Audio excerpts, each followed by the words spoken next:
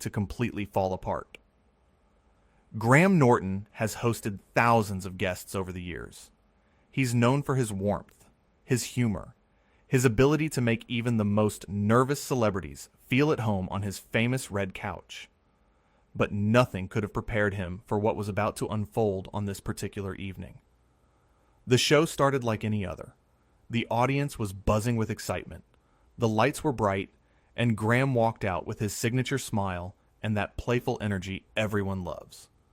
He introduced his guest for the evening, and Meghan Markle walked onto the stage in a stunning designer gown, waving to the crowd as they applauded. She settled into the couch, and Graham, ever the professional, started with some light conversation. "Welcome, welcome. So lovely to have you here," he said, his Irish accent warm and inviting. "How are you finding London these days?"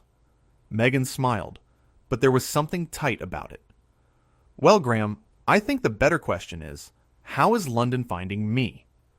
The audience laughed, thinking it was a joke. Graham chuckled too. "Oh, I'm sure London is thrilled to have you. Now, we've got some fun things to talk about tonight." But before he could continue, Meghan interrupted. "Actually, Graham, I'd like to address something first, if you don't mind." Graham, always gracious, nodded. "Of course. Go right ahead. I've noticed that your show has had quite a few royal family members on over the years," she began, "and I'm curious why the questions you ask them are so different from the ones you ask me." The audience went quiet. Graham's smile didn't fade, but you could see the confusion in his eyes. "I'm not sure I follow. I try to tailor my questions to each guest, what they're comfortable with, what they're promoting." "Comfortable with," Meghan repeated, her voice taking on an edge. "So, you think I'm not comfortable with real questions? Challenging questions?" Graham shifted slightly. No, that's not what I meant at all. I just meant that I like to make sure everyone has a good time here. This is meant to be fun." "Fun," Meghan said, and there was something cold in the way she said it. "Right. Fun for who exactly? Fun for your audience who wants to see me perform like some kind of trained seal?" The atmosphere in the studio changed completely. The audience members looked at each other, unsure if this was part of some bit they didn't understand. You could feel the energy shift from excitement to confusion to something approaching dread. People stopped smiling. They sat up straighter in their seats. Some exchanged worried glances with the people next to them. Graham maintained his composure, his years of experience kicking in. He had been in awkward situations before. He had dealt with drunk guests, angry guests, guests who froze up on camera. But this was different. This felt personal in a way he couldn't quite understand. "I can assure you, nobody here thinks of you that way," he said gently. "We're all just happy you're here. Why don't we talk about your upcoming projects? I hear you've been working on something exciting." But Meghan wasn't having it. She crossed her arms and leaned back into the couch, her expression hardening. "There you go again, trying to control the narrative, trying to steer me toward your safe little questions. Do you do this with everyone, or just with me?" The audience was visibly uncomfortable now. A few people coughed. Someone's phone buzzed, and they quickly silenced it. The usual warmth and energy of the studio had been replaced by a thick, oppressive tension that seemed to press down on everyone present. Graham took a breath. You could see him trying to figure out how to salvage this. His mind was probably racing through options, strategies, ways to bring this back to a place of civility. "I do this with everyone because this is a talk show. We have segments planned, topics prepared. It's how these things work. It's how we make sure everyone has a good time and the show flows smoothly." "How things work," Meghan said, shaking her head slowly, deliberately. "You know what I think? I think you're afraid of me. Afraid of what I might say if you actually let me speak freely."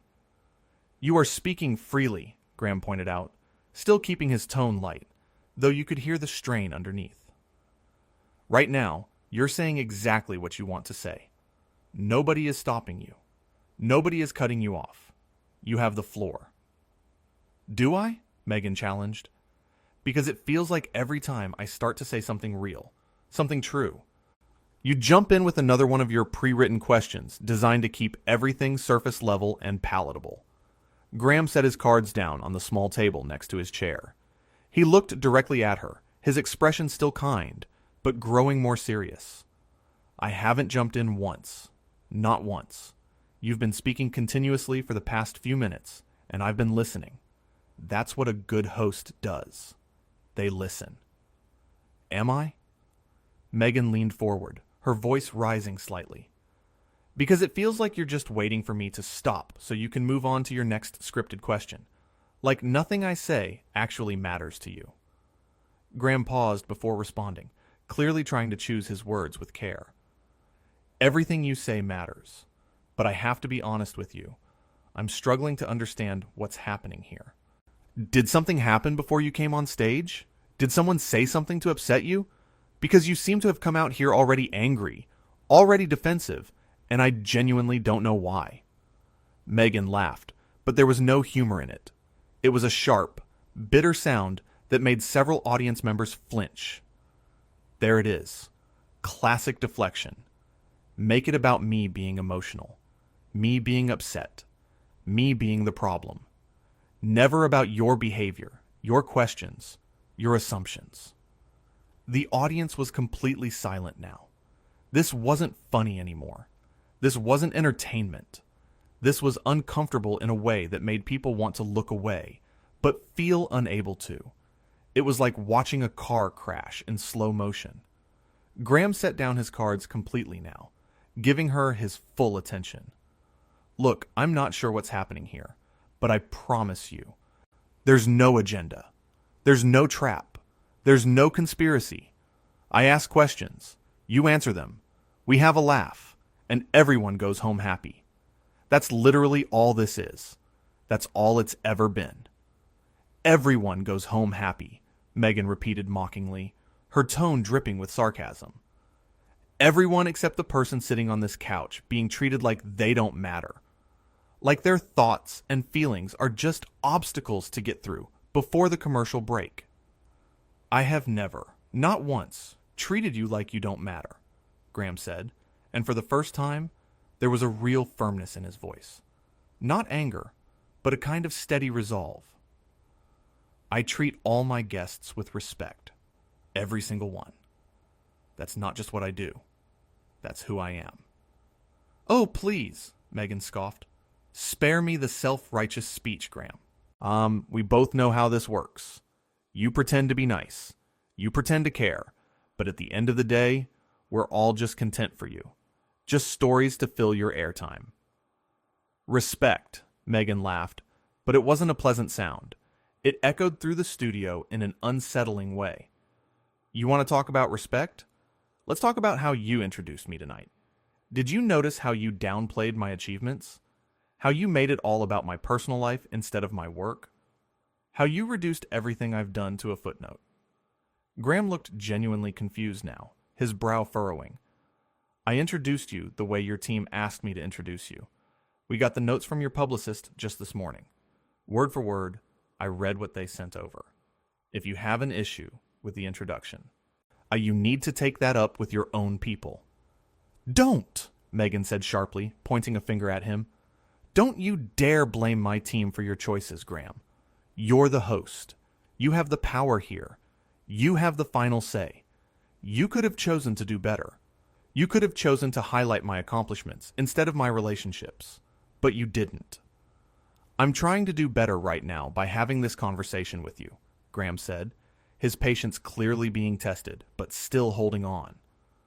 But you're not giving me much to work with. You're attacking me for things I haven't done, blaming me for decisions your own team made, and turning what should be a pleasant interview into something I don't even recognize.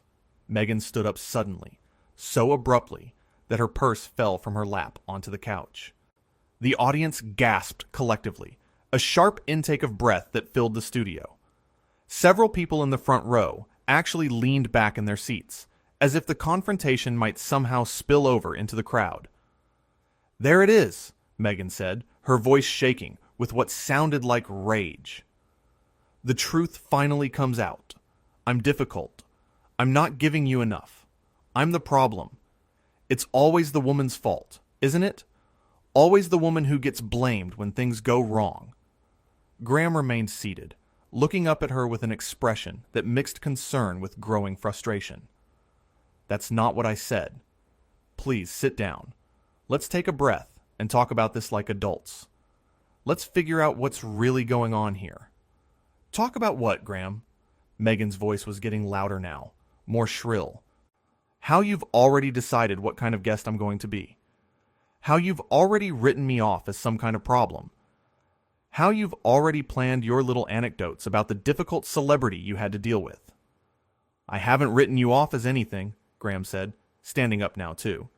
His voice was still calm, still measured, but you could hear the frustration creeping in like water seeping through cracks. But I have to tell you, I've been doing this for a very long time. I've hosted hundreds, maybe thousands of guests.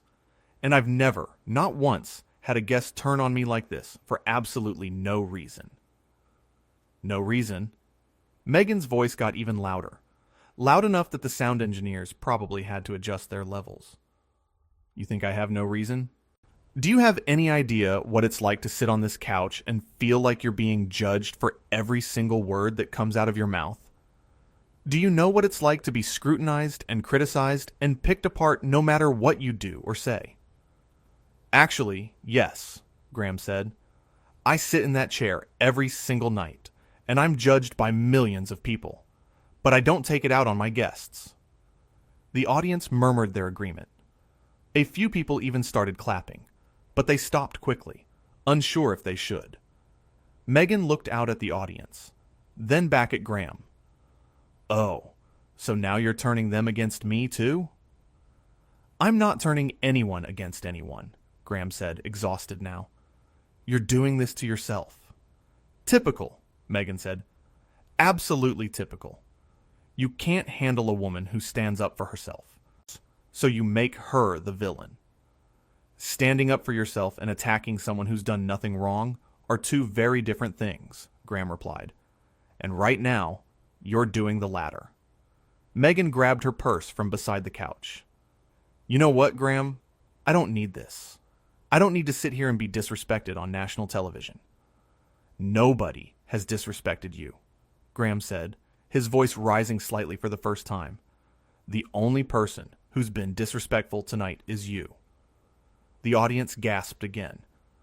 Graham Norton, the man who never loses his cool, who always keeps things light and fun, had just called out his guest directly. Meghan's face went red. How dare you? How dare you speak to me that way? How dare I? Graham looked incredulous.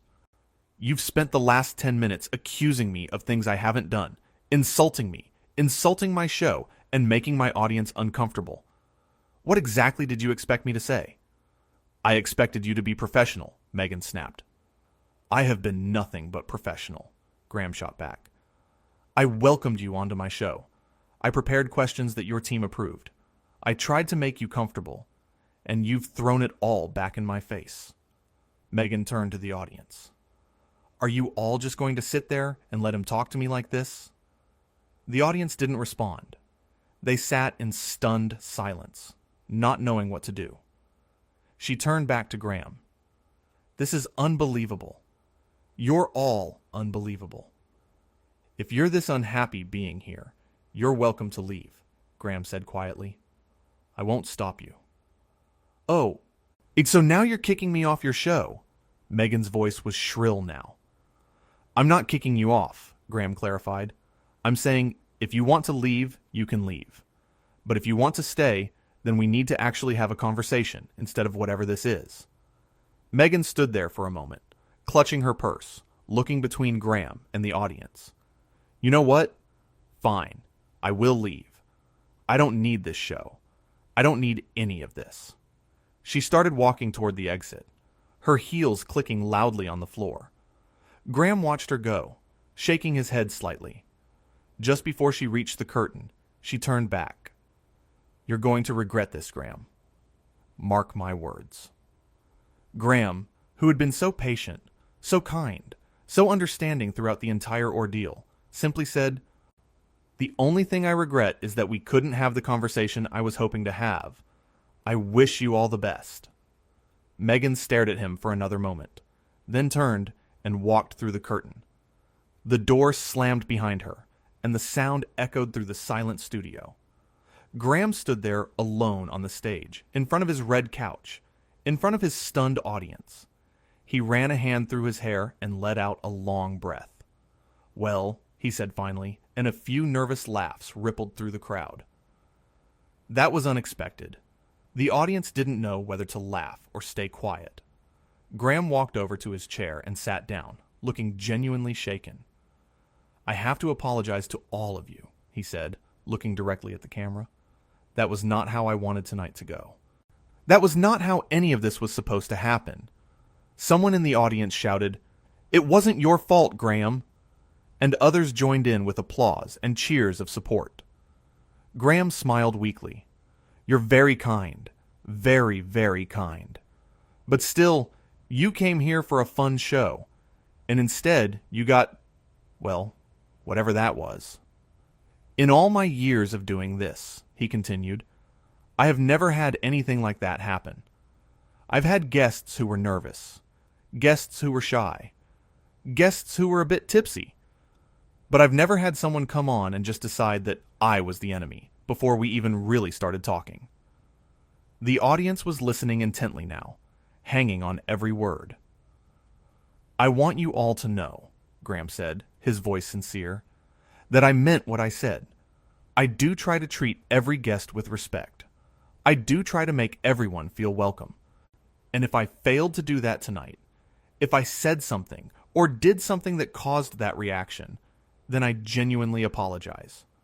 More applause from the audience, louder this time. "But," he added, holding up a finger, "I also stand by what I said in that I don't think I did anything wrong. I asked standard questions. I tried to keep things light. I tried to redirect when things got tense. And sometimes, despite your best efforts, things just go sideways." He looked down at his notes, at the prepared questions he never got to ask, at the fun stories he never got to hear. "We had such a good show planned," he said softly. "We were going to talk about so many interesting things. We were going to laugh. We were going to have fun. And instead, it turned into that." The studio was quiet again, but it was a different kind of quiet now. It was the quiet of people who felt bad for Graham, who wanted to support him, who understood that sometimes you can do everything right, and things still go wrong. Graham looked up at the audience and smiled, a real smile this time. "You know what? We still have a show to do. We still have time left, and I'll be damned if I let this ruin everyone's night." The audience erupted in cheers and applause. Graham stood up, energized by their support. "So, here's what we're going to do," he said, clapping his hands together. "We're going to take a very quick break, and when we come back, we're going to have some fun. Real fun. The kind of fun we should have been having all along. Sound good?" The audience cheered louder. Graham waved to them and walked off stage as the lights dimmed. Backstage, producers were scrambling. Nobody knew quite what to do. The guest was gone. The interview had imploded. The show had to go on. But how? Graham stood in the wings, taking deep breaths, trying to process what had just happened. His producer came up to him, looking worried. "Are you okay?" she asked. Graham nodded. "I'm fine. I'm just, I don't know. Confused, mostly." "Did I do something wrong?" "No," she said firmly. "You did everything right. She came in with an agenda. There was nothing you could have done." "But why?" Graham asked. "Why come on a show just to do that?" The producer shrugged. "Some people just want to create drama. Some people thrive on conflict. You can't control that." Graham sighed. "I suppose not. But still, it's my show. I should have been able to handle it better." "You handled it perfectly," the producer insisted. "You were calm. You were respectful. You gave her every opportunity to turn it around. And when she wouldn't, you stood your ground. The audience loves you for it." Graham looked out at the audience through the curtain. They were chatting amongst themselves, looking concerned, but also supportive. "They're good people," he said. "They are," the producer agreed. "And they came here to see you. So go back out there and give them the show they deserve." Graham straightened his jacket and nodded. "You're right. Let's do this." The lights came back up, and Graham walked back onto the stage to thunderous applause. He bowed slightly, genuinely touched by their support. "Thank you," he said. "Truly, thank you. You know, in all the chaos, I forgot to mention that we actually have another guest joining us shortly. So, we're not done yet." Not by a long shot. The audience cheered again, relieved that the show would continue.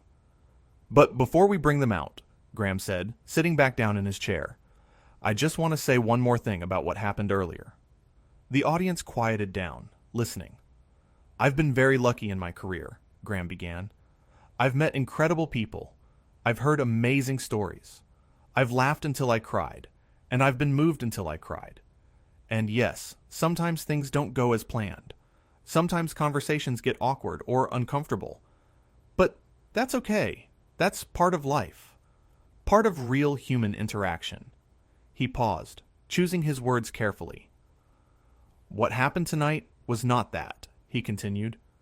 "What happened tonight was someone who came onto this show with the intention of creating conflict. And you know what? That's their choice. That's their prerogative. But it's also my choice, and your choice, not to let that energy poison what we have here." The audience applauded in agreement. "Because what we have here," Graham said, gesturing around the studio, "is special. This is a place where people come to be themselves, to share their stories, to connect with each other, and with all of you watching at home. And I'll be damned if I let one bad experience change that." Standing ovation. The entire audience rose to their feet, clapping and cheering. Graham stood too, waving his hands to get them to sit back down, but they wouldn't. They kept clapping, kept showing their support, kept letting him know that they were on his side. When they finally settled down, Graham wiped at his eyes. "You're going to make me cry," he said with a laugh. "And I've got another guest coming out soon. I can't be crying." The audience laughed with him, the tension finally broken, the warmth returning to the studio. "All right," Graham said, picking up his cards again. "Let's actually do what we came here to do. Let's have some fun." And for the rest of the show, that's exactly what they did. The next guest came out. The conversation flowed naturally. The laughs came easily. And by the end of the night, that disastrous interview with Meghan Markle felt like a distant memory. But for those who were there, who witnessed it firsthand, who saw Graham Norton face down an unreasonable guest with grace and dignity, it was a moment they would never forget. It was a reminder that kindness doesn't mean being a doormat, that patience doesn't mean accepting abuse, that being a good host means standing up for yourself and your audience when someone tries to turn your show into their personal battleground. Graham Norton proved that night what everyone already knew, but was reminded of in the most dramatic way possible. He is a professional through and through. He is kind until kindness is taken advantage of. He is patient until patience becomes enabling. And he is, without question, one of the best hosts in television history.